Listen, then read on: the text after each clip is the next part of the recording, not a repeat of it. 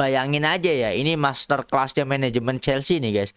Bisa dapetin sosok pelatih yang dulu jadi asistennya Pep Guardiola di Manchester City dan bisa mempersembahkan 2 trofi ya. Bahkan trofi yang terakhir nggak kaleng-kaleng, yaitu trofi juara dunia ya. Sampai-sampai Chelsea mendapatkan julukan baru sebagai KJD atau klub juara dunia. Ujug-ujug dipecat dan penggantinya siapa coba? Mantan asisten pelatihnya Wayne Rooney anjing, Senior, di mana Wayne Rooney itu pelatih paling gagal sedunia guys. Guys, kalian tahu nggak sih kalau dulu di tahun 2023 Chelsea hampir dilatih oleh Luis Enrique. Nah, mari kita bahas. Jadi, throwback di tahun 2023 ada 3 pelatih yang diwawancarai Chelsea untuk memegang jabatan sebagai pelatih ya. 3 nama itu diantaranya adalah ada Luis Enrique, Julian Nagelsmann, dan juga ada Mauricio Pochettino. Sisanya ya menjadi sejarah ya. Chelsea lebih memilih Pochettino sebelum akhirnya berpisah di akhir musim. Disebut-sebut Enrique juga akhirnya tidak setuju dengan cara petinggi Chelsea yang dinilai terlalu ikut campur secara berlebihan ya. Sementara itu Enrique berjaya bersama PSG hingga saat ini. Jadi kita akan bahas kemungkinan-kemungkinan yang terjadi bahwa dulu itu Luis Enrique hampir melatih Chelsea, bahkan sudah masuk dalam postingan media sosial dari Fabrizio Romano. Kala itu Fabrizio Romano nge-tweet ya di media sosial X dan juga Instagramnya bahwa Luis Enrique sangat excited untuk melatih Chelsea karena Luis Enrique menganggap bahwa melatih Chelsea adalah tantangan yang seru juga ya. Dan kala itu kan Luis Enrique setelah melatih timnas Spanyol, jadi Luis Enrique itu ingin mencari tantangan baru di IPL melatih Chelsea. Tetapi lagi dan lagi ini adalah kejeniusan manajemen dari Chelsea itu sendiri ya. Dari 3 nama besar yang tersaring, yang dipilih justru Mauricio Pochettino gitu kan. Itu kan nama pelatih yang paling bapuk anjir dibandingkan 2 nama yang lainnya gitu kan. Bahkan kalau saat itu Chelsea lebih prefer untuk memilih Julian Nagelsmann, kalau menurut gue mah ya performa Chelsea bisa lebih bagus ya, bisa jauh lebih bagus. Dan ujug-ujugnya memilih Pochettino dan akhirnya dipecat cuman 1 musim doang ya, bahkan tidak full 1 musim gitu kan. Dan kita lihat setelah Pochettino, ibaratnya Chelsea itu diambang kehancuran gonta-ganti pelatih karena tidak menemukan pelatih yang bisa memberikan identitas kepada permainan klubnya ya. Bisa dapetin Enzo Maresca tetapi ujungnya dipecat juga. Tetapi emang bener ya, kala itu juga setelah sekarang dikait-kaitkan kembali, Luis Enrique itu tetap menolak dan bersyukur kalau kala itu dia tidak jadi melatih Chelsea ya, tidak dipilih oleh Chelsea karena menurut Luis Enrique, manajemen Chelsea itu terlalu ikut campur, terlalu toksik gitu kan. Jadi untuk tidak bagus juga untuk pelatih. Bahkan dengar-dengar ya info atau rumor yang gue dengar tentang pemecatan Enzo Maresca. Enzo Maresca itu pelatih yang berani ngeyel, berani ngotot untuk urusan masalah transfer pemain ya. Jadi Enzo Maresca itu punya pendirian yang teguh bahwa ya sebagai pelatih dia lebih tahu dong ibaratnya apa yang terbaik untuk timnya, tetapi manajemen tetap orientasinya ya tetap bisnis ya, sehingga dinilai terlalu melawan, akhirnya Enzo Maresca juga kan akhirnya dipecat sama Chelsea gitu kan. Nah, ngomong-ngomong ya, kalau kita berandai-andai gitu, what if ya kalau seandainya dulu di tahun 2023 Chelsea itu dilatih oleh Luis Enrique, ya mungkin Chelsea bisa lebih sukses dari sekarang ya, tidak mengalami kebangkrutan atau krisis seperti yang dialami saat ini gitu kan. Ini sebuah ironis, ini sebuah kesalahan fatal penunjukan pelatih saja itu efeknya bisa sengsara bertahun-tahun ya. 2003 sampai 2006 itu 3 tahun nasib Chelsea terombang-ambing gak jelas anjir. Bayangin aja ya, ini master kelasnya manajemen Chelsea nih guys. Bisa dapetin sosok pelatih yang dulu jadi asistennya Pep Guardiola di Manchester City dan bisa mempersembahkan 2 trofi ya. Bahkan trofi yang terakhir nggak kaleng-kaleng, yaitu trofi juara dunia ya. Sampai-sampai Chelsea mendapatkan julukan baru sebagai KJD atau klub juara dunia. Ujug-ujug dipecat dan penggantinya siapa coba? Mantan asisten pelatihnya Wayne Rooney anjing, Senior, di mana Wayne Rooney itu pelatih paling gagal sedunia guys. Wayne Rooney itu kan waktu itu bersama Liam Ross senior sebagai asisten melatih di Derby County ya. Ini bener-bener kocak banget ya. Memecat mantan asisten Pep, mendatangkan mantan asistennya Wayne Rooney, itu kurang mind blowing apalagi keputusan dari manajemen Chelsea ya. Hingga akhirnya Liam Ross senior hanya menjabat selama kurang dari 4 bulan, dari Januari ke April ya. Dimana bulan April juga belum habis kan. Tapi emang bener sih, ini ibaratnya sangat jauh berbeda dari Chelsea yang kita kenal selama ini di era kepemilikan Roman Abramovich ya. Di era yang sekarang secara penunjukan pelatih itu kualitasnya udah downgrade jauh banget guys. Bahkan sosok Liam Ross senior aja bisa jadi pelatih Chelsea, ini agak janggal banget ya. Nah kalau menurut kalian gimana nih? Apa pandangan kalian tentang keputusan dari manajemen Chelsea itu sendiri? Nah, sekarang pertanyaannya gue ganti dah. Pertanyaannya adalah, menurut kalian siapakah nama besar yang akan menjadi the next pelatih dari Chelsea setelah pemecatan Liam Ross senior?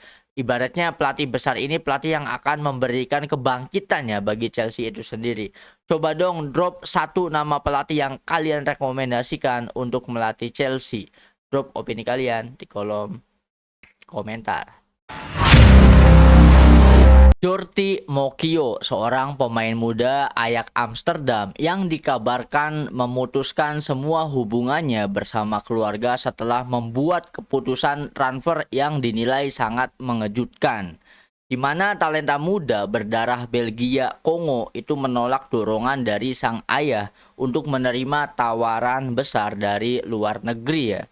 Dan justru memilih bergabung dengan AFC Ajax hingga tahun 2031. Sejak keputusan tersebut, keluarganya disebut telah memutus hubungan dengannya.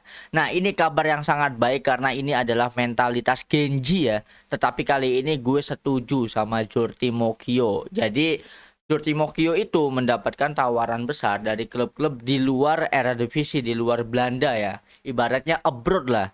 Nah, dorongan dari sang ayah dan juga keluarga ibaratnya kamu harus pergi ke klub yang lebih besar dengan gaji yang lebih besar juga ya, ujung-ujungnya supaya dapat cuan banyak ya, karena memang keluarganya ini ingin menjadikan Jordi Mokio sebagai sapi perah kayaknya ya, ibaratnya di apa, eksploitasi gitu kan. Tetapi Jordi Mokio meskipun dia masih sangat belia ya, masih sangat muda, dia punya pendirian yang cukup tangguh gitu kan. Sampai akhirnya dia memutuskan untuk menandatangani perpanjangan kontrak bersama Ajax, bahkan gak nanggung-nanggung sampai tahun 2031 ya. Dan mendengar keputusan yang sangat nggak nurut sama orang tua ini, akhirnya Jordi Mokio itu memutuskan hubungan dengan keluarga ya. Jadi dari sisi keluarganya juga tidak menghubungi Jordi Mokio lagi, ibaratnya ya konflik keluarga lah gitu ya. Tetapi ini hebat, gue salut, ibaratnya ini bukan bentuk durhaka ya, karena memang ya kalau ngomongin durhaka mungkin orang tuanya ya. Karena Jordi Mokio dia yang menjalani karirnya, dia yang lebih tahu, apalagi mungkin ya dia lebih nyaman di Ajax Amsterdam. Dan kita harus ingat, meskipun ada tawaran besar dari klub luar, ya itu belum, itu enggak apa ya, tidak menjadi keputusan yang sangat baik juga, karena takutnya memang ketika belum siap abroad, takutnya yang ngeflop gitu kan. Kalau ngeflop ya karir yang cemerlang, yang seharusnya cemerlang justru malah terhambat ya. Seperti yang kita tahu, gue jadi pengen ngebahas kasus yang serupa nih guys. Waktu itu terjadi di pemain muda Barcelona yaitu Alex Moriba ya, kalau kalian masih ingat. Jadi Alex Moriba itu keluarganya, ini dorongan keluarga, lagi-lagi kalau masalah duit itu dorongan keluarga ya kan. Keluarganya itu ingin menuntut FC Barcelona bisa menggaji Alex Moriba dengan gaji yang lebih besar. Tetapi kala itu ya pemikiran dari manajemen Barcelona, para pemain akademi La Masia itu ya ngabdi dulu lah ya ke klub gitu kan, setelah dia dididik di akademi. Jadi untuk secara gaji ya tidak bisa disetarakan dengan gaji pemain profesional yang lain. Tetapi keluarga Alex Moriba itu kekeh ya, dan sampai-sampai ketika itu ada tawaran dari RB Leipzig dengan gaji yang lebih besar, dan gap gajinya juga sangat jauh gitu kan. Nggak pikir panjang, Alex Moriba pun akhirnya memutuskan untuk cabut dari FC Barcelona ya kan. Tetapi apa yang terjadi setelah itu, nama Alex Moriba itu hampir nggak terdengar lagi. Bahkan sebelumnya di eranya waktu itu pelatih dari Barcelona adalah Koeman ya. Di eranya Koeman, Alex Moriba itu termasuk pemain bertahan yang skillnya oke banget sih. dribblingnya dapat, akurasinya dapat, pokoknya calon talenta besar ya. Bahkan kalau tetap stay di Barcelona, kayaknya Araujo itu jadi cadangan, guys. Tetapi ya keputusan itu sangat fatal karena karir Lech Moriba mengalami penghambatannya. Seharusnya dia jadi pemain besar di Barcelona dan memilih untuk cabut. Dan ini juga mungkin yang dirasakan oleh Jordi Mokio ini karena memang dia memilih untuk tetap stay di Ajax ya. Tetapi ya responnya sangat keras, bahkan sampai-sampai pihak keluarganya itu memutus tali silaturahmi dengan sang anak ya. Tapi dia tidak gentar, tidak ada raut penyesalan dari Jordi Mokio karena memang ya sepak bola adalah temannya, kalau kata-kata dari Kapten Subasa gitu kan. Dia tidak butuh keluarga yang toksik, dia lebih memilih untuk menata karirnya sendiri bersama Ajax Amsterdam. Nah, kalau menurut kalian gimana nih tentang keputusan ekstrim dari mentalitas pemain Genji yaitu Jordi Mokio yang lebih memilih Ajax Amsterdam daripada keluarganya sendiri? Coba dong drop opini kalian tentang Jordi Mokio di kolom komentar. Kali ini ada pendapat dari Ander Herrera mengenai Lionel Messi yang sekarang sudah dibanding-bandingkan dengan Lamine Yamal ya, dimana sejujurnya bagi saya pemain seperti Lionel Messi tidak akan pernah terulang lagi. Lamine Yamal mungkin adalah sosok yang paling mendekati yang pernah saya lihat sejauh ini. Dari segi estetika permainan, bahkan dalam detail-detail yang sangat kecil, ada kemiripan yang jelas terlihat. Bukan cuma karena sama-sama dominan dengan kaki kiri, tapi juga dari cara mereka menggiring bola. Namun menurut saya sepanjang karirnya Messi lebih condong ke permainan kolektif dan kreativitas, sementara Lamine lebih fokus pada duel individu dan situasi 1 lawan 1 untuk membongkar pertahanan. Memang benar Messi punya keduanya. Dia bisa menggiring bola dan bermain untuk tim dengan efektivitas yang sama. Dan di posisi manapun dia dimainkan, dia selalu tampil luar biasa. Itu kualitas yang sangat langka ya. Meski keduanya punya talenta luar biasa, tetap ada perbedaan-perbedaan halus. Dan bagi saya tidak akan pernah ada pemain lain seperti Lionel Messi. Nah, ada juga nih pendapat yang hampir sama datang dari rekan setimnya Lamine Yamal yaitu Frenkie de Jong ya, yang menyikapi narasi yang beredar bahwa Lamine Yamal itu bisa dikatakan the next Messi ya, ini the next GOAT yang sudah kayak dibanding-bandingin seakan-akan levelnya ya Lamine Yamal yang sekarang itu sudah mendekati levelnya Messi, tetapi Frenkie de Jong memiliki opini yang berbeda tentang hal itu. Frenkie de Jong pun berkata ya, kalau bicara dari sudut pandang saya rasa tidak akan pernah ada lagi yang bisa mencapai level Lionel Messi.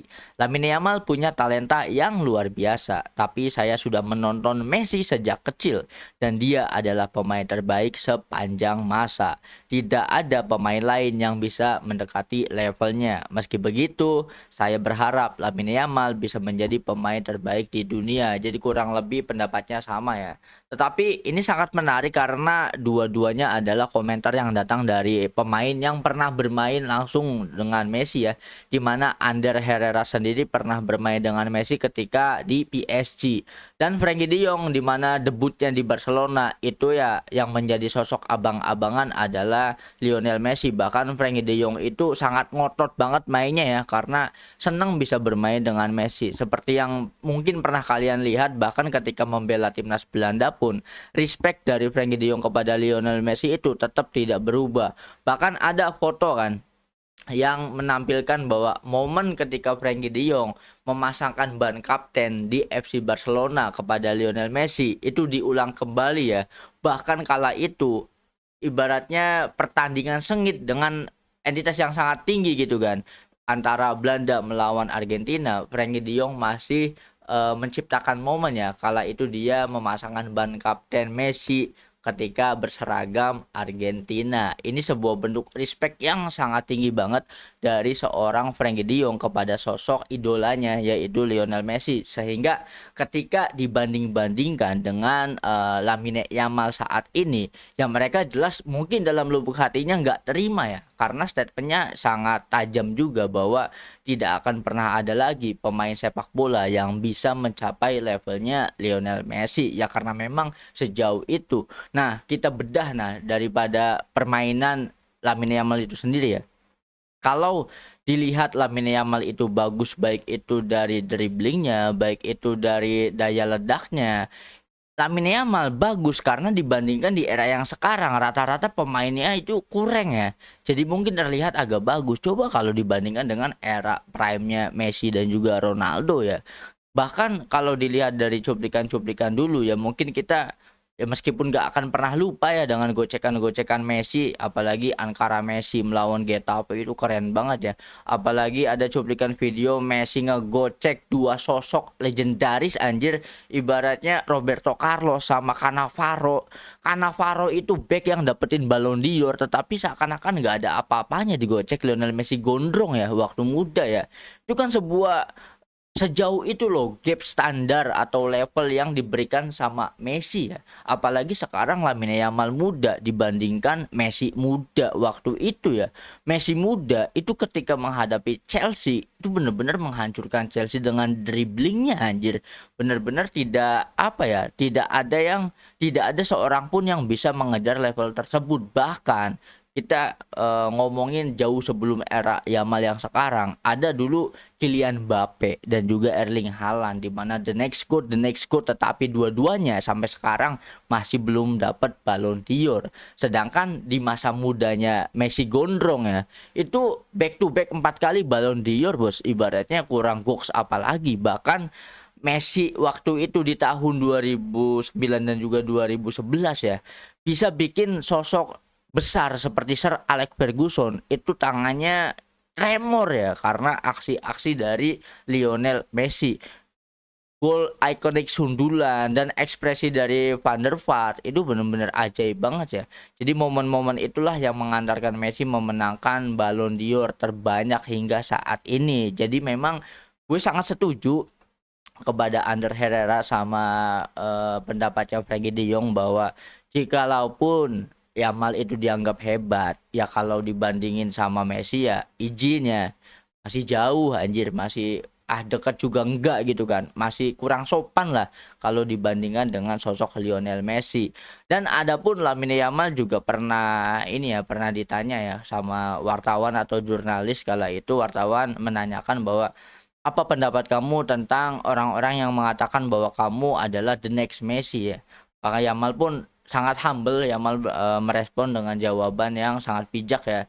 Saya senang jika saya dibandingkan dengan sosok idola saya sendiri yaitu Lionel Messi, tetapi saya ingin menjadi Lamine Yamal karena memang mungkin berat ya disandingkan dengan nama besar sekelas Lionel Messi gitu kan. Nah, kalau menurut kalian gimana nih guys tentang komparasi atau perbandingan antara Lamine Yamal dan juga Lionel Messi? Kalau gue sih jelas kalau secara rating 1 sampai 10 ya, Messi itu ada di 10, Yamal itu baru ada di level 5,5 kalau menurut gue ya.